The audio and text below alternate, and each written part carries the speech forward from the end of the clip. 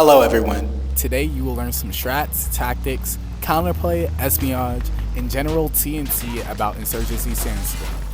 I've been playing this game for over 600 hours by now, and I've noticed a lot of different ways the game could be won across its modes. I'm going to break this down into general rules to live by, multiplayer tips, co-op tips, and equipment.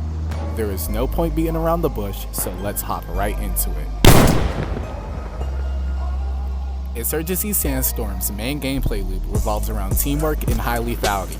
Guns can kill you in 1 to 2 shots, objective captures take over 20 seconds solo, and teams respawn in waves. For the veterans, this should go without saying, but for the noobs, stay alive. It doesn't matter if your team has 15 waves or 5. Move around and remember that players on high ground are victory bound. Treat every single life as if it's your last. With a lack of HUD and artificial sound cues, Insurgency requires that you keep up on your surroundings, listening out for enemy voices and movements, confirming kills after you've shot the hostile, looking for lasers holding angles, and more. A player with no sense of awareness will get destroyed. Vertical translation can be a little bit tough, and everything you do will make a noise. Luckily, VA callouts to your team can't be heard. Gas masks will muffle your operator's voice. Use it. In most modes, you only get 20 supply points, maybe even only 15. You'll never have enough points to completely kit out your operator like it's Call of Duty, so putting points in the right places can be essential. Build a kit that suits your playstyle and objective play in mind. Slapping a whole bunch of attachments on a rifle won't save you when a Mosin can kill you in 1 shot.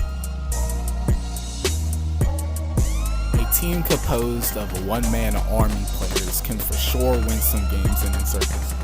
However, the team using communication through comms, moving together, and watching each other's sixes will still win in the end, even if they don't have the best aim.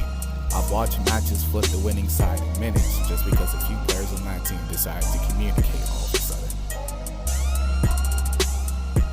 Why would I customize something I can't see?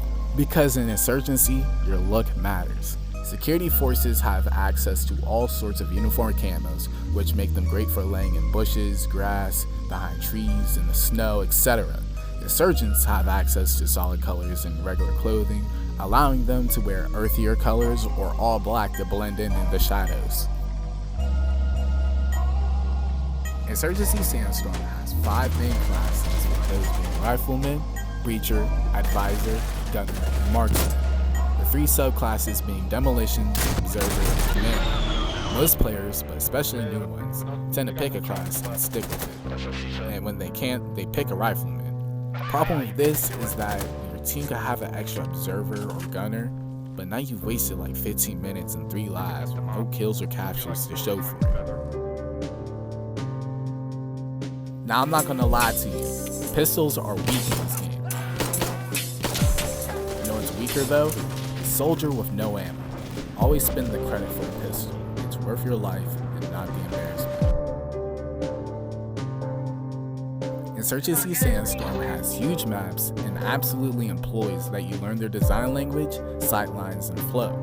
Many maps have cheeky angles, sightlines so long you can't see the enemy, and loads of props that someone can be sitting on top of. In addition to this, you should try understanding spawn locations too.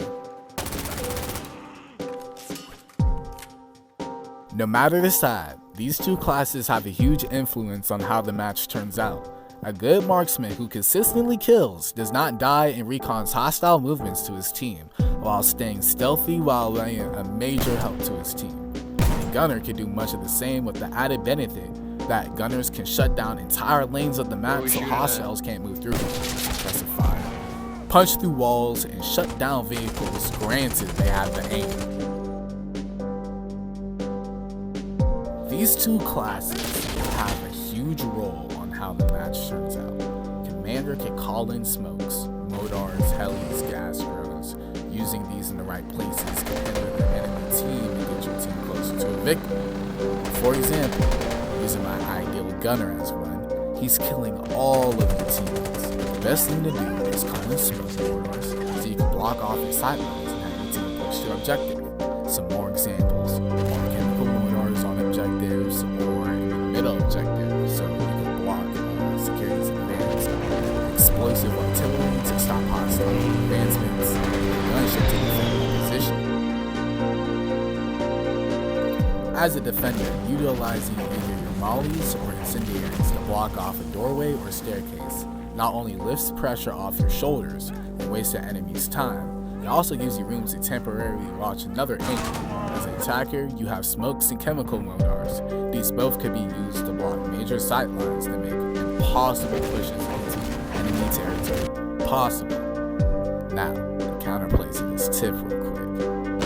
Boys, got enough health to run through fire. Insurgency has some battlefield-sized maps. A lot of objectives may seem like they have one viable path towards them when actually they have a lot of paths. Flank isn't always a good option. On some objectives, it's downright idiotic. The technical could be a very useful tool in the team's push or defense. It carries 5 people and it has a mounted 50 cal turret. When used correctly, its operators can serve as a mobile gun of sorts. When the match starts, if the team is quick enough to hop in the technical and drive, preferably to a flank, they can often catch defenders off guard at objectives as they set up. However, if they screw up, they risk losing it to the defending team, which is a huge advantage for them. Learning how to drive the technical tool is also important, as there's no third-person camera or a way to look back efficiently. The best way to practice is by driving around on farmhouse on training. In all honesty, this shouldn't even be a tip. It should be common sense. A lot of your team will sit around objective, defending it from the outside, hence this hint. No matter how many people your teammates kill, one hostile can still capture the objective. Guys, I get it's boring sitting in one building, but if you like winning, you gotta do it.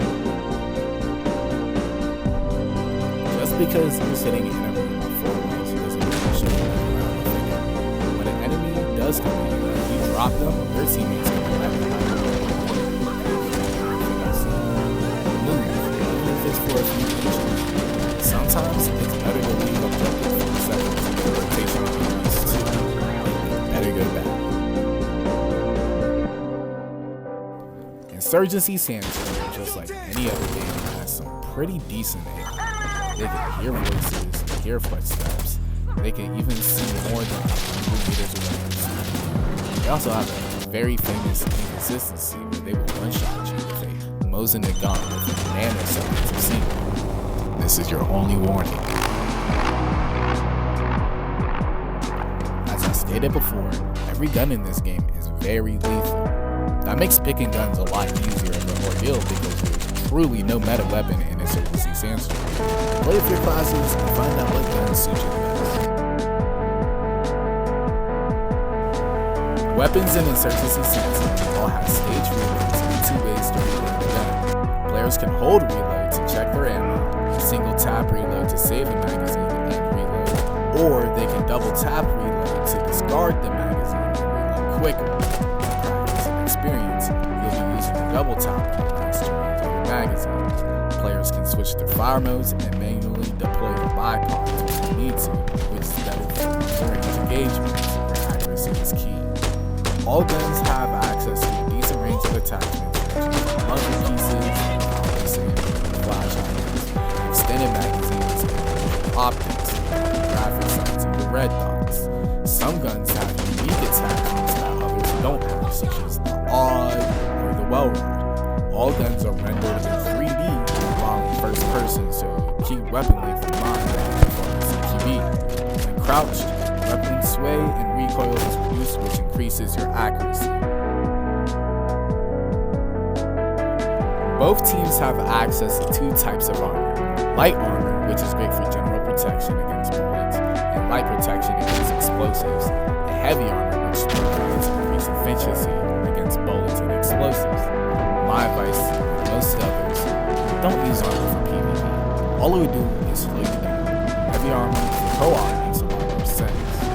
They also have access to light carry, which uses 3 primary rounds, 2 secondary rounds, and 2 explosives. Heavy carry rounds, 5 primary rounds, 3 secondary rounds, 2 explosives. Everyone has access to smokes, flashes, frags, and fire. Hold fire to pull the pin and ready your overhand. Tap aim to activate the fuse. You can repeat this order with an underhand by flipping which fuse you hold and tap. Lethal grenade fuses last about 5 seconds, while non-lethal last less than 2 seconds. All players have access to gas masks, and in night modes, NVGs. Insurgents get gas masks for free. Gas masks are essential to surviving. Gas! But they have other purposes too, such as muffling your voice lines and breathing. All the stuff I just mentioned plays into your operator's weight, which is why I mentioned speed earlier. Weight affects how fast you can move, how long you can keep sprinting, vault speed, slide speed, and duration, and breathing. When your character is hitting exhaustion, you pant like a hot dog. Your vision will blur around the edges. For a relatively fast moving place, weight under 40% is great, and between 40 and 65% is good for all, while anything above that should be reached by players in conditions. Insurgency Sandstorm luckily doesn't have insane movement like other modern shooters. However, that doesn't mean the game doesn't have movement tech. First off, you can completely get rid of your smoke to fire time by crouching right before you start shooting.